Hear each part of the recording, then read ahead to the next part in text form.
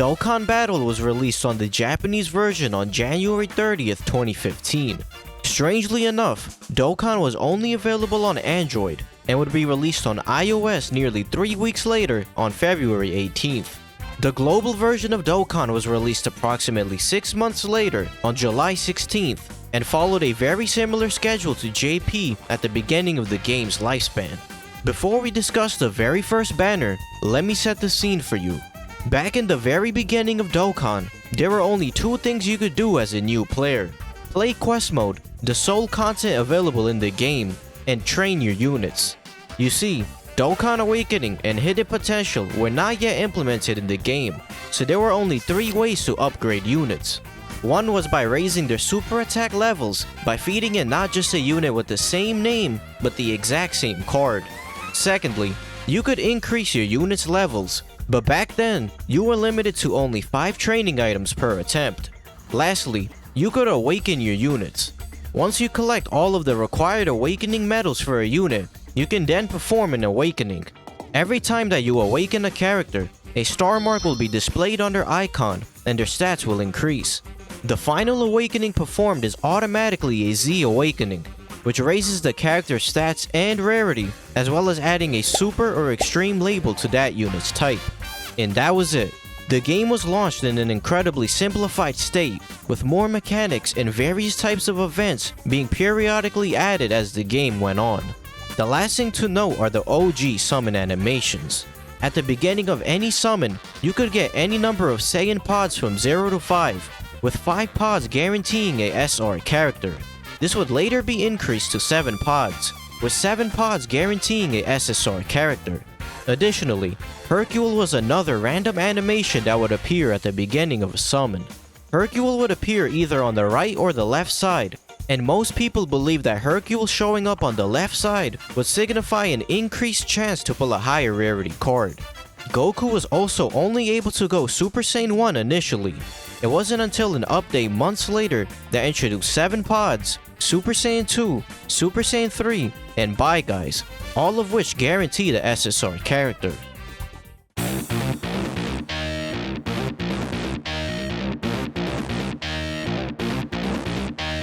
The game debuted with 4 summonable SSRs, AGL Super Saiyan Goku and Tech Super Saiyan Vegeta, who were featured on the banner, as well as STR Super Saiyan Goku and Physical Super Saiyan Vegeta, who were both unfeatured.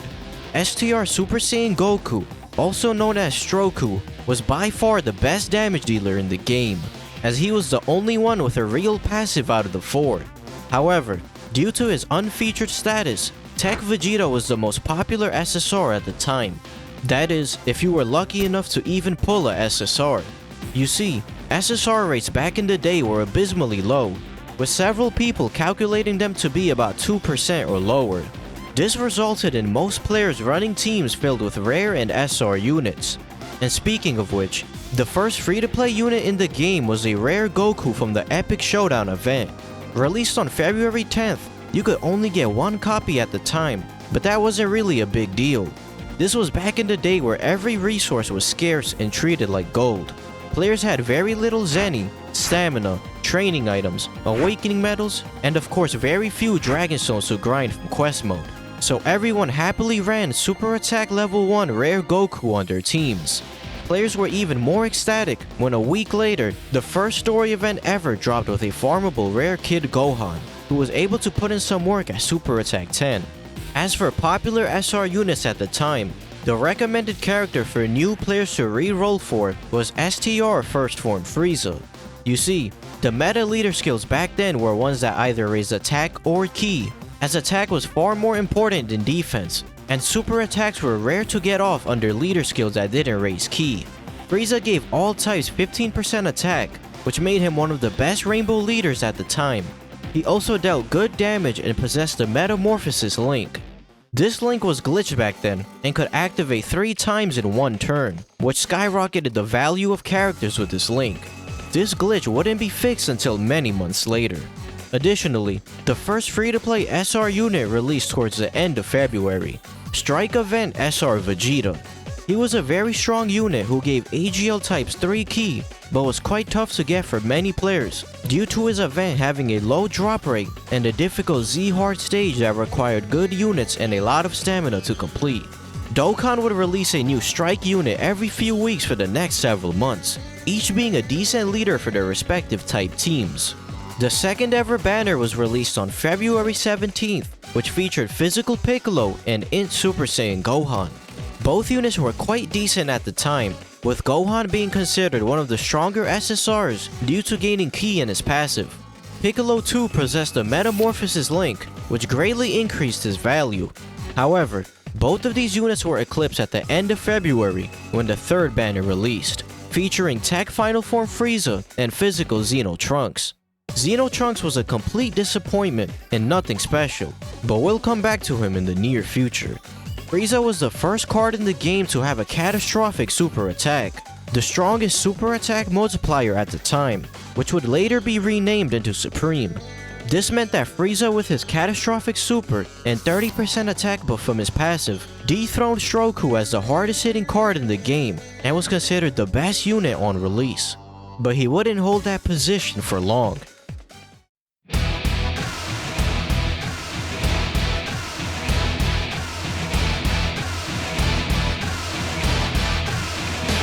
About 2 weeks later, Dokkan released STR Super Saiyan Bardock and AGL Super Saiyan 2 Goku, as well as our Lord and Savior Shugesh.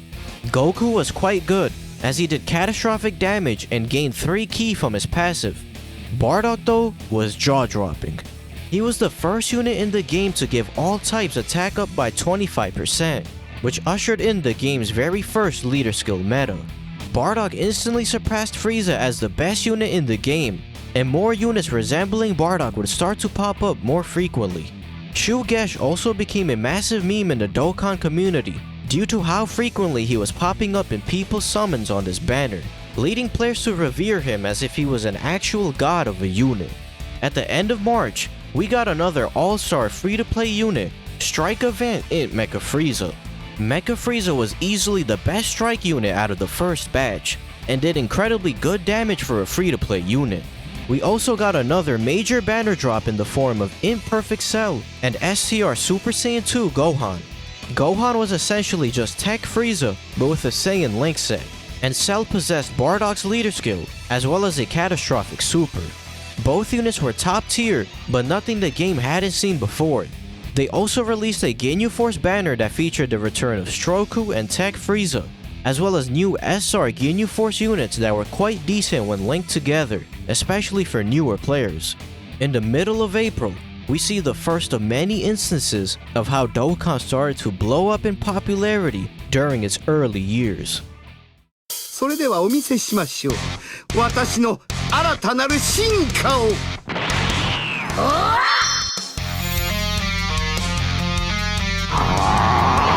っからが本気と本気の勝負だ。お互い目いっぺいやろうぜ。この地球を破壊してやる。Coinciding with the release of the Resurrection of F movie, Dokkan capitalized on the hype by releasing a countdown to Resurrection of F story event that dropped a rare police officer Krillin, one of the rarest units in Dokkan history, as this story event never returned after its initial release. They also released a new banner featuring AGL Super Saiyan Blue Goku and Int Golden Frieza. Goku was a monster on release, easily outdamaging every other unit in the game. He boasted a catastrophic super, as well as an 80% attack buff on super from his passive, though he did greatly struggle with ki. Golden Frieza was also very good, but he paled in comparison to Blue Goku. Dokkan very greedily released STR Super Saiyan Blue Vegeta on a separate banner a week later, and he was the exact same as Blue Goku, but with an inferior extreme super attack multiplier. Needless to say, people were outraged by Vegeta's treatment. On May 8th, Dokkan released 2 separate banners at once. The first featured AGL Kaioken Goku, who was capable of becoming the hardest hitting unit in the game with his attack stacking. He also possessed an incredible link set, boasting both shocking speed, which gave 2 ki, and a new link that gave 3 ki, over in a flash. Although not common now, this link would, just like Kaioken Goku himself, become much more relevant months later.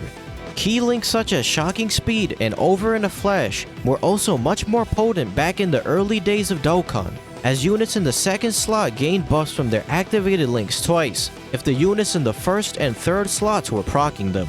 This meant that Kaioken Goku would gain 6 ki if he was in the middle slot and activated Over in a Flash twice.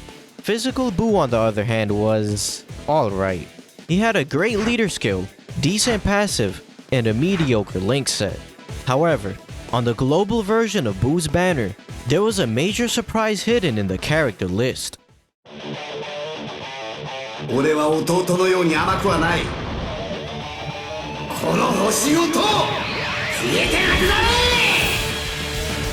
Tech Final Form Cooler was somehow leaked ahead of time and was mistakenly put in the unfeatured pool on Buu's banner. For reference, Physical Buu's banner released in October for global, and Tech Cooler's debut banner was not supposed to release for another 2 months. And this is far from the last time we'll see any global shenanigans. Cooler released on July 17th for JP, but we'll just talk about him now since he's already here. Cooler was pretty much an upgrade from Tech Frieza, and was similar to Int Golden Frieza. He had a great leader skill that raised attack and defense for certain types by 25%, and hit quite hard with his 40% attack buff from his passive. Easily one of the strongest extreme units to date. Moving back to where we left off on the JP timeline, after the release of Kaioken Goku and Majin Buu, on May 11th, they released another Resurrection of F story event.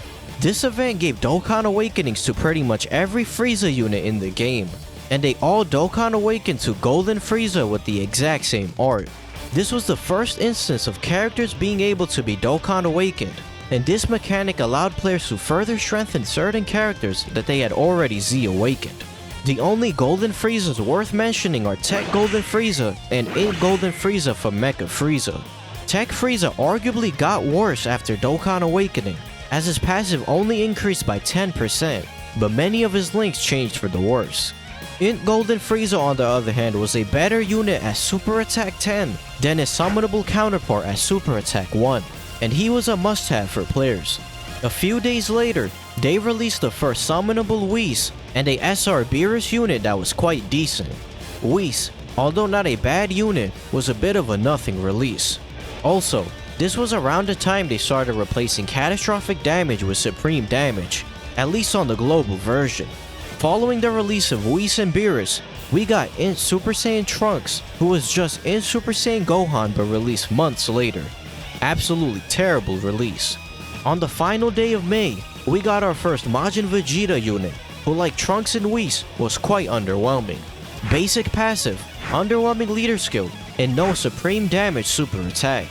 His only redeeming quality was that he had Over in a Flash. Oh, and we also got STR Evil Buu. Yeah, he was mid as well. Skipping ahead to June 15th, we got a new banner that featured both STR Super Trunks and Tech Super Saiyan 2 Goku. At this point in the game, if you didn't do supreme damage or stack attack, you were lacking as a damage dealer. So Trunks with his extreme damage super wasn't anything to write home about. Goku on the other hand was a pretty good support type unit who gave 2 ki to Tech and STR units from his passive, as well as doing supreme damage. A few days later, they released a new Super Saiyan 2 Gohan from the Bojack movie, who is the AGL version of Tech Super Saiyan 2 Goku. Bojack was also a decent unit, as he was an SR unit who Dokkan awakened into an SSR from the Bojack story event. And speaking of the Bojack story event, Dokkan released one of the most impactful free-to-play units in the history of the game, Physical SR Super Saiyan Gohan. On release, he was the strongest physical unit in the game, beating out the 4 summonable physical SSRs. He had a great Saiyan Link set, a huge 30% attack boost from his passive, as well as a 150% 12 ki multiplier. He was so good for a free-to-play character that people believed he was a mistake and that the devs were going to nerf his power. Truly one of the GOATs for OG Dokkan players.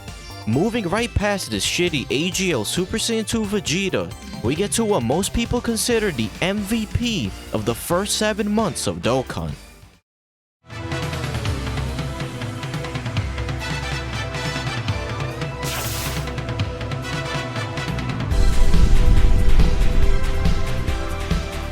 STR Super Saiyan 3 Goku was an almost complete unit. Top tier leader skill, overwhelming offense, Great Saiyan Link set with over and a flash, and supreme damage. Up until this point, there wasn't a single definitive best unit, but Super Saiyan 3 Goku had the entire player base unanimously praise him as the strongest. And Tech Super Buu was here too, who was actually quite decent, but was nowhere near as good as Super Saiyan 3 Goku. We also received the very first World Tournament on July 6th, a limited time event consisting of 4 rounds where you earn points by knocking out enemy teams. You can enter as many times as you want during the event period, and the higher you rank, the better the rewards are. Since there were no attack all units at this time, let's just say the first World Tournament was even more tedious than it is today. Not to mention how garbage the rewards were initially. A week after the World Tournament, they released a banner which I first started with in December of 2015 on Global, Super Saiyan Festival Part 2. This banner introduced AGL Super Saiyan Blue Vegeta, who was definitely much better than the previous Blue Vegeta who only released a few months prior. 3 days later, JP got the aforementioned Tech Cooler banner, and a week after, we got Int Super Saiyan Gohan, who was essentially an Int version of Super Saiyan 3 Goku. The month of July ended with Physical Ultimate Gohan's banner. This Gohan was very good and was the first summonable SSR with an all types key +2 lead, one of the 2 best leader skills you could have during this time. He was also the first good summonable physical unit in a very long time, and the fact that he was pretty much as good as Super Saiyan 3 Goku made him a very sought after card. And as per usual with Buu cards, the Kid Buu unit that accompanied Gohan was mid. Moving into the final stretch of this first era of Dokkan, on August 11th, we get to the other MVP of OG Dokkan, and one of my favorite units of all time.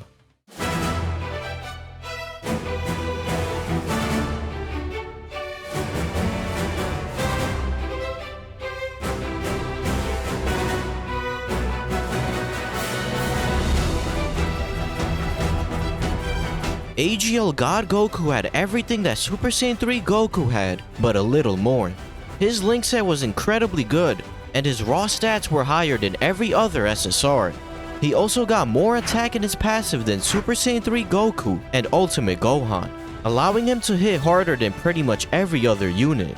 And unlike the Buu units, God Goku was accompanied by an actual good banner unit, STR Beerus, an offensive behemoth that had the potential to eclipse every other damage dealer in the game, with his 30% chance for 150% attack. Tech Whis was a bit of a miss though. At the end of August, we were greeted with a game-changing banner, the Tree of Might banner. This banner featured both Turles and Physical Goku, who introduced a Prepared for Battle link, which would eventually become the most prominent key link in the game. Goku wasn't anything crazy, but Turles was among the best units in the game. Not only did he have the supremely good all types +2 key leader skill, but he also raised allies key by 2 in his passive, allowing your units to get off super attacks more consistently. He also had a high chance to stun on super, which would prove to be very helpful for stun based strategies. This was also around the time the long awaited Baba Shop was finally implemented into the game, although the treasure section was still in maintenance. The final banner of this era of Dokkan was the 20 million download celebration banner, which featured many of the best units up until this point, such as Super Saiyan 3 Goku, Int Super Saiyan Gohan, and Physical Ultimate Gohan. It also came with 20 rounds of discounted single summons and discounted multi-summons. Needless to say, many players were enticed to summon, having no way of knowing that this was in fact a trap banner. After months of consistent releases, Dokkan was about to change the entire trajectory of the game with his next release. 俺が化け物？違う。俺は悪魔だ。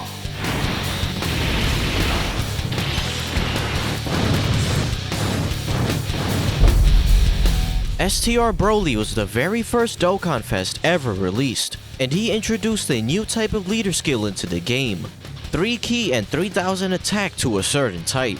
Prior to this, the best leader skills were all types attack by 25% and all types 2 key. STR Broly despite only buffing one type, had the best leader skill in the game, as he gave more ki and a substantial 3000 attack to all STR units. On a double Broly team, Broly's offense was equivalent to being run under a double 30% attack lead, with the added bonus of an additional 6 ki, which allowed STR units to super attack far more consistently than before. And that wasn't even Broly's greatest strength.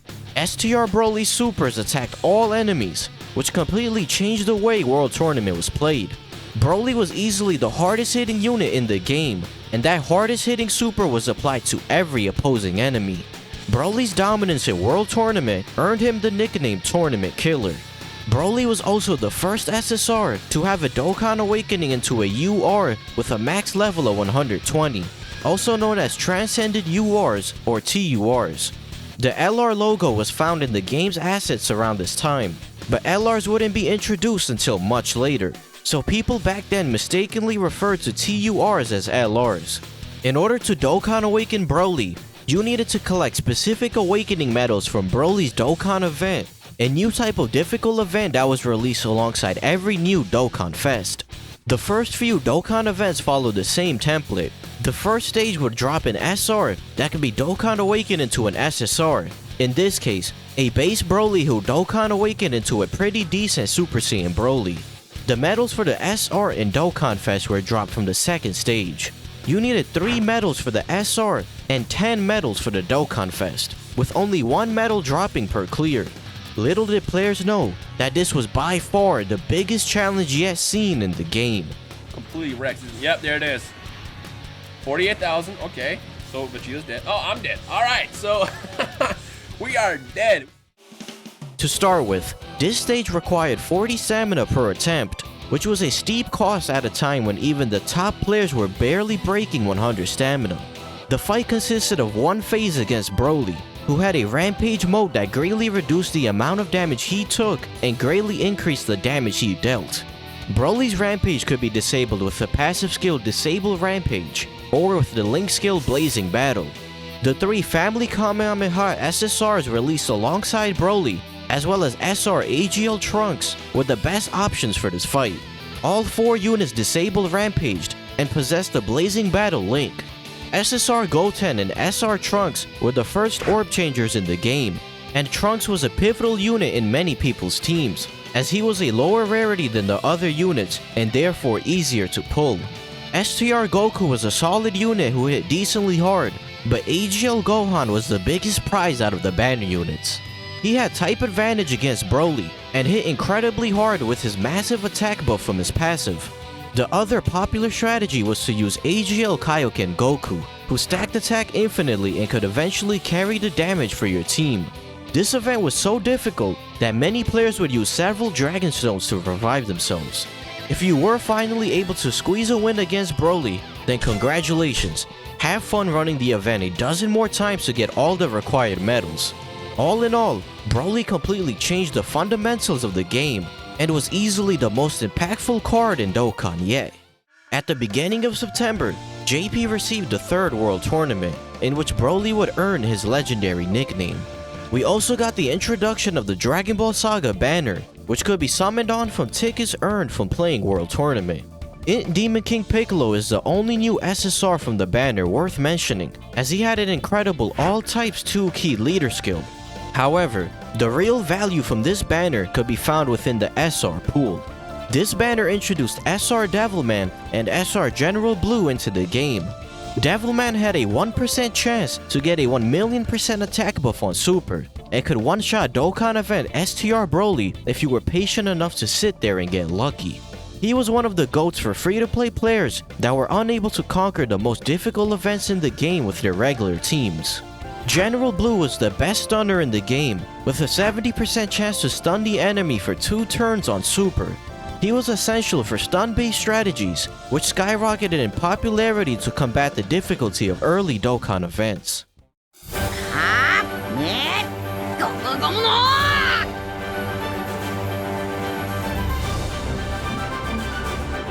On September 14th, we got a collaboration with the One Piece mobile game, One Piece Treasure Cruise. This is the only time Dokkan collabed with another game that wasn't part of the Dragon Ball IP. They released a difficult stage where you could fight Doflamingo, one of the major villains in the latter half of One Piece. They also gave out rewards according to the accumulated number of times all players cleared the stage. You could grind an SR Bye Guys Goku from this event, and when this event was released on Global in October of 2016, Bye Guys Goku was for whatever reason changed into an SSR instead of an SR. Goku himself was quite decent, giving all allies 2 ki in his passive. This collab was positively received by both player bases at the time, so hopefully Dokkan decides to do collaborations with other anime games in the future. A few days later, Dokkan dropped the first fusion unit in the game, Tech Vegeta. He was referred to as the new STR Bardock, as he had the same leader skill as Bardock, but superior support from his passive, as well as giving all allies 20% attack from his super attack effect. The Super Saiyan 2 Goku and Vegeta released alongside Vegeta were quite decent, but nothing too special. Fast forwarding a whole month later, on October 19th, Dokkan dropped the Metal Cooler movie banner. Physical Super Saiyan Goku's main appeal was the fact that he had a 50% chance to stun on Super, as well as an all types plus 25% attack leader skill. Int Metal Cooler on the other hand was a very good support unit, and was essentially an extreme version of Vegeta, but with an all types 2 ki leader skill. They also dropped a new story event that allowed players to farm the first ever free-to-play team, consisting of SR Metal Coolers of each type who could be linked together. The problem was that the drop rates were garbage, and you had to do over 100 runs to collect all the Metal Coolers at Super Attack 10. A few days later, they released Strike Event in Android 16. 16 was an exceptional strike unit, rivaling the likes of Mecha Frieza and AGL Vegeta on release. His passive reduced damage received by 50% when being hit by a tech enemy, making him one of the best tanks in the game, specifically for tech enemies. Luckily for 16, an ideal situation was around the corner that will let this card display its full strength.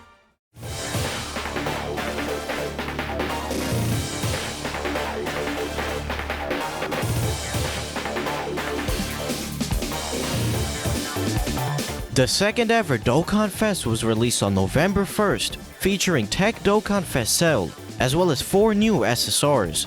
Tech Cell was a strong unit, but wasn't quite as good as Broly on release. He possessed the tech version of Broly's leader skill, and had a new type of passive never seen before in the game, gaining stats per key sphere obtained. Cell gained 12% attack and defense per key sphere, and people would soon realize the true potential of this ability a few weeks later. But we'll talk about that in just a little bit. Android 17 and 18 were both orb changers, with 17 changing AGL orbs to Rainbow, and 18 changing Rainbow to Int, and they were both good options to take advantage of Cell's passive. AGL Super Vegeta was a decent support unit, and Physical Super Trunks was awful. However, all 4 SSRs had an ability in their passive that disabled regeneration. Just like Broly's Dokkan event that had the Rampage skill, Cell's Dokkan event had the Regeneration skill, which allowed Cell to regenerate HP. To weaken Cell's HP regeneration, you needed characters with passive skills that weaken regeneration, or pair any 2 characters with the link skill Soul vs Soul, which all 4 banner units possessed. Cell's Dokkan event was much easier than Broly's, as players had more options available to them such as Android 16, who completely walled Cell. Additionally, characters that stunned such as General Blue and Physical Super Saiyan Goku were effective in delaying Cell's regeneration, which helped players bypass Cell's otherwise toxic gimmick. The last thing to note is that Int Cell also received a Dokkan Awakening from Tech Cell's medals. He was a popular unit as he was an old SSR that many players had in their box, and he now had a really good leader skill that raised all types attack by 30%. A week later, they released AGL Gotenks, who like Cell, gained stats per key sphere obtained. Dokkan was pushing more and more units that gained attack per key sphere obtained, as well as units that changed key spheres. And we witnessed the culmination of their efforts on November 19th with the release of the Resurrection of F Returns banner, which kicked off the Nuking Meta. AGL Golden Frieza, Tech Super Saiyan Blue Goku, and Physical Super Saiyan Blue Vegeta all raised units of their respective types' attacks by 30% per key sphere obtained of their respective types. For reference, there are 23 total key spheres on the field, And by using items that changed key spheres such as Oolong and Puar, you could easily change the entire field of orbs to a single type. This meant that collecting all 23 key spheres under a double nuking leader would give your unit 1380% attack, instantly obliterating any tough boss in the game.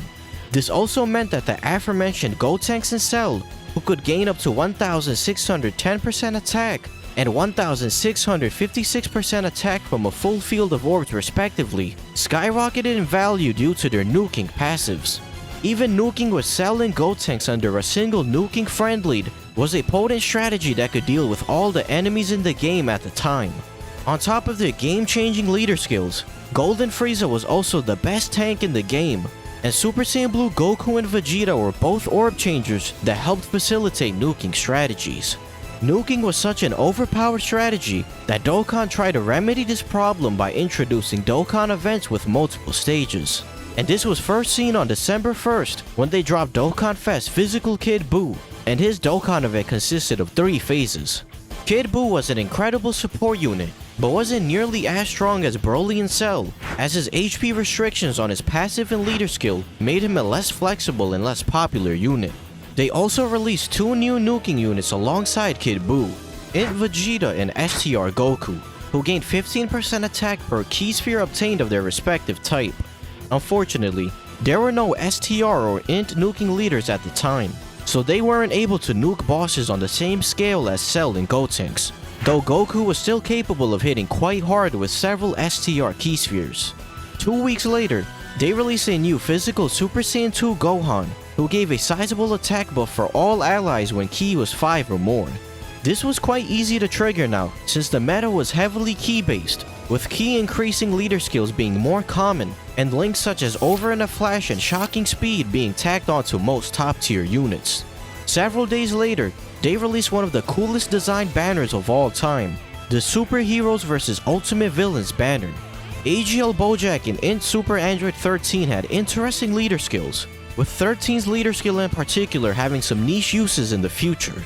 Physical Super Saiyan Bardock was a super class version of Int Turles, with a super attack effect that sealed enemy super attack, making him a fantastic support unit on many teams.